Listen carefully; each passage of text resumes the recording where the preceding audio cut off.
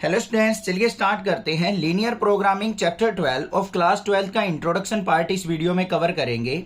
Basic सी चीजें जो हमारी लीनियर प्रोग्रामिंग के अंदर यूज होती हैं उनको एक बार यहाँ पे समझेंगे और बाकी चैप्टर्स करेंगे, वहां से अच्छे से क्लियर होती चली जाएंगी चीजें। तो थोड़ा सा बेसिक ओवरव्यू लेके चलना जरूरी है। यहाँ पे इस चैप्टर के अंदर मेन जो पॉइंट आते हैं वो एक तो ऑब्जेक्टिव फंक्शन होता है और एक सब्जेक्ट टू कंस्ट्रेंट होता है। फिजिबल रीजन होता है, बाउंडेड अनबाउंडेड रीजन होता है। क्योंकि ग्राफिकल पोर्शन है तो वो छोटी छोटी चीजें हम यहाँ पे एक बार समझ लेते हैं, बाकी अपना चैप्टर के साथ अच्छे से क्लियर हो जाएंगी। सबसे पहले बात आती है कि लीनियर प्रोग्रामिंग को हम यूज कहाँ पे करते हैं, क्योंकि कोई भी चैप्टर स्टार्ट करते हैं तो हमें पता होना चाहिए इसका यूज कहाँ पे होने वाला है। अब जैसे मान लो कोई भी ट्रेड वगैरह है या फिर मार्केटिंग वगैरह में आप पैसे लगाते हो या फिर कोई इंडस्ट्री में पैसे लगाते हो, कोई भी आपने इंडस्ट्री कर रखी है या कोई बिजनेस है और किसी टाइप का भी बिजनेस हो सकता है आपका, तो इन चीजों में अगर आप कोई पैसा लगाते हो, कोई यूज करते हो, कोई भी प्रोडक्ट बनवाते हो या बेचते हो, सेल करते हो, जो कुछ भी है वो सब कुछ किसके अंदर आता है? लीनियर प्रोग्रामिंग के अंदर। ठीक है, इसके अंदर सबसे पहली जो चीज आती है बच्चों वो आती है ऑब्जेक्टिव फंक्शन। मोस्ट इंपॉर्टेंट चीज है ये ऑब्जेक्टिव फंक्शन। और इस ऑब्जेक्टिव फंक्शन को आप किस तरीके से लिखोगे? ऐसे लिखा मिलेगा आपको, z is equal to ax plus by। और जो ये z होता है ना, इसको आपको क्या करना होता है? या तो मैक्सिमाइज करना होता है या फिर मिनिमाइज करना होता है। अब देखो, बिजनेस से रिलेटेड अगर बात करें, अगर आप बिजनेस कर रहे हो तो मैक्सिमाइज किस चीज को करना चाहोगे और मिनिमाइज किस चीज को करना चाहोगे? बस ये माइंड में सोचो अपने। मैक्सिमाइज किसको करना चाहोगे? प्रॉफिट को, कि बिजनेस किया है तो मैक्सिमम से मैक्सिमम प्रॉफिट हम कमा सकें। मिनिमाइज किसको करना चाहोगे? अपनी कॉस्ट को, कॉस्ट ऑफ प्रोडक्शन को। अब कोई भी चीज बना रहे हो, मान लो आपने एक पेन का बिजनेस किया, आप इस पेन को बना रहे हो बच्चों। अब इस पेन को बनाने में जो कॉस्ट है उसको तो आप मिनिमाइज करना चाहोगे, कम से कम कॉस्ट आए। लेबर का है इस पे खर्च, इसका जो प्लास्टिक का ओवर कवर है वो आपका है, या फिर इसकी निडल है, या फिर इसका जो अंदर जो हमारा रिफिल डला हुआ है, इन सबको मिला के जो कॉस्ट आ रही है, मान लो आपकी 5 रुपीज आ रही है और आपने इसको बेच दिया 10 रुपीज में, तो आपका प्रॉफिट कितना हो गया? 5 रुपीज। एक दूसरा कहीं आपने एक बंदा मिला जो आपको रॉ मटेरियल जो है इसका सारा का सारा 4 रुपीज में प्रोवाइड कर रहा है।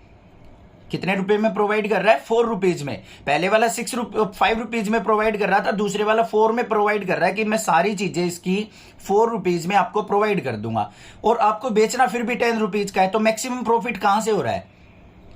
जहां पे आपको इसका रॉ मटेरियल 4 रुपीज में मिल रहा है, 6 रुपीज का प्रॉफिट पर पीस हो रहा है, और दूसरे वाला जो पहले वाला था उससे आपका कितना प्रॉफिट हो रहा है? 5 रुपीज। तो आपको ऐसी कंडीशंस देखनी होती है कि आपका प्रॉफिट तो मैक्सिमाइज हो जाए, ये हो गया हमारा प्रॉफिट, और मिनिमाइज क्या हो जाए? Cost of production. Cost of production. किसी भी बिजनेस को सक्सेस करने के लिए यही 2 चीजें तो होती हैं, कॉस्ट ऑफ प्रोडक्शन कम होना चाहिए और प्रॉफिट मैक्सिमम होना चाहिए। यही चीज होती है हमारी ऑब्जेक्टिव फंक्शन। ठीक है, ऑब्जेक्टिव फंक्शन और किसी टाइप से भी हो सकता है।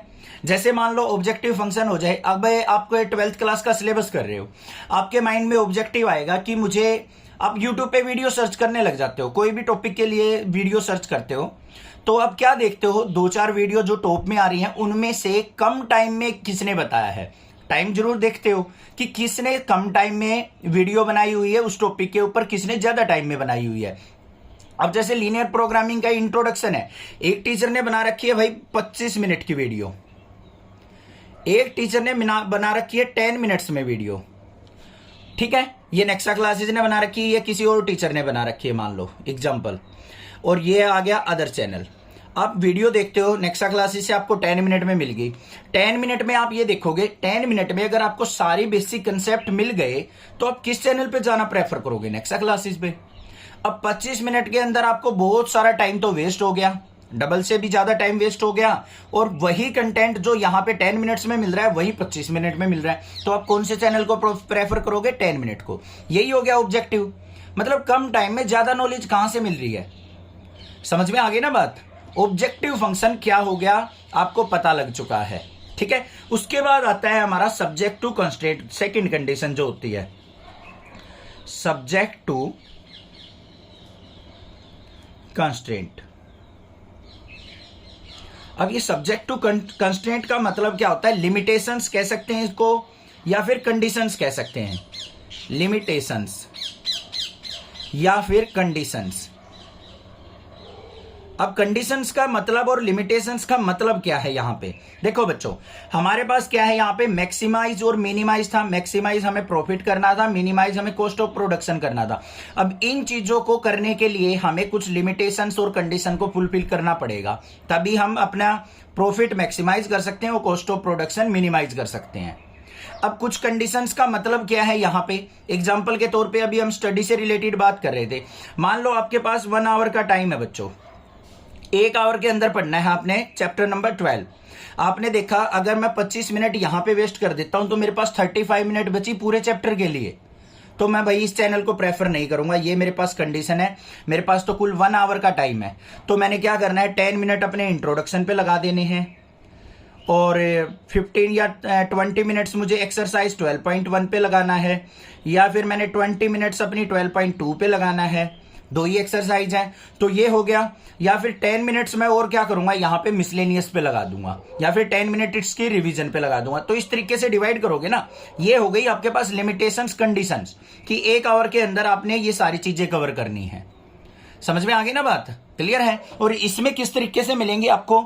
ऐसे तो आपको फंक्शन मिल जाएगा, कोई भी ऑब्जेक्टिव फंक्शन। यहां पे क्या मिल जाएगा कि x प्लस वाई आपका क्या होना चाहिए? ग्रेटर देन 4 होना चाहिए।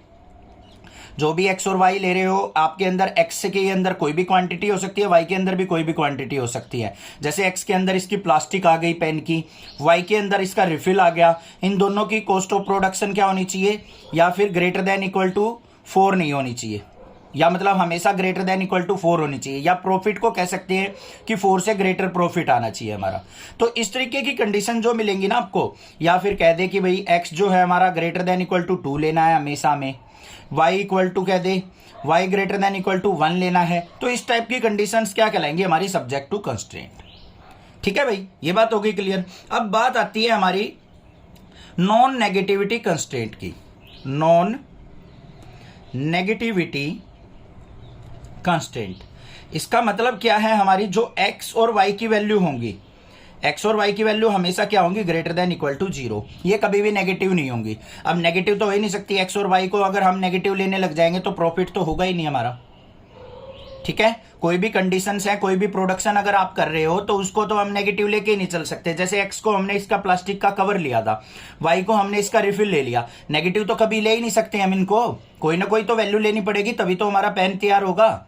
ठीक है? और जो इसका सॉल्यूशन आएगा ना हमेशा, वो हमारा ऑलवेज फर्स्ट क्वाड्रेंट के अंदर सॉल्यूशन होगा, क्योंकि फर्स्ट के अंदर x और y दोनों पॉजिटिव होते हैं। तो यहां पे ही हमारा सॉल्यूशन लाई करेगा ऑलवेज। इतनी बात क्लियर हो गई। लास्ट बच गई हमारी फिजिबल सॉल्यूशन और non feasible solution. Feasible solution का मतलब होता है वो एरिया जिसमें हमारा सॉल्यूशन एग्जिस्ट करेगा, और नॉन फिजिबल मतलब फिजिबल रीजन को छोड़ के बाकी जो एरिया बच गया वो हमारा नॉन फिजिबल के अंदर आ जाएगा। अब यहां पे 2 चीजें और आती हैं, एक आता है बाउंडेड रीजन और एक होता है अनबाउंडेड रीजन। इन 2 चीजों को और समझ लो। अब कोई भी आप ग्राफ बनाओगे, इस फर्स्ट क्वाड्रेंट के अंदर तैयार होगा हमारा, मान लो ये आ गई आपके पास लाइन और ग्राफ आ गया ये वाला, तो ये हो गया हमारा बाउंडेड रीजन। मतलब एक्स एक्सिस वाई एक्सिस के बीच में और लाइन के बीच का एरिया आ गया, और यहां पे आपके पॉइंट आ गए, इन पॉइंट के बीच का एरिया जो कहलाएगा हमारा, ये क्या हो जाएगा? Bounded reason. मतलब कवर किया हुआ, बंधा हुआ एरिया जिसकी एक फिक्स वैल्यू होगी। अनबाउंडेड का मतलब क्या होगा? जिसका कोई फिक्स एरिया नहीं होगा। मान लो आपको कह दे कि भाई इस तरीके से है कोई लाइन, एक लाइन ये है, एक लाइन ये है, और इससे ऊपर का रीजन आ गया आपका ये वाला एरिया। ये तो बहुत दूर तक हो सकता है, कहीं तक भी जा सकता है, इनफाइनाइट तक। तो ये एरिया क्या कहलाएगा? हमारा अनबाउंडेड। मतलब ये पॉइंट्स के द्वारा घिरा हुआ नहीं है, इसको हम अनबाउंडेड रीजन कहेंगे। बस ये चीजें चलेंगी चैप्टर के अंदर, बाकी कुछ भी नहीं है। अब हमने मैक्सिमम यहाँ पे 10 मिनट्स तक लिखा था कि भाई लीनियर प्रोग्रामिंग का जो इंट्रोडक्शन है 10 मिनट में कवर करेंगे। हमने नियर अबाउट 10 मिनट में ही कवर कर लिया। मोटी मोटी सी चीजें आपको समझ में आ गई होंगी चैप्टर के अंदर। ऑब्जेक्टिव फंक्शन क्या होगा? कोई भी ऑब्जेक्टिव आपको ये काम करना है, कंडीशंस को ध्यान रखते हुए करना है, तो वो आपकी सब्जेक्ट टू कंस्ट्रेंट हो गई। और ऑलवेज हमारा सॉल्यूशन फर्स्ट क्वाड्रेंट में लाई करेगा। बाउंडेड और अनबाउंडेड रीजन क्या होगा वो आपको बता दिया। फिजिबल और नॉन फिजिबल भी बता दिया आपको।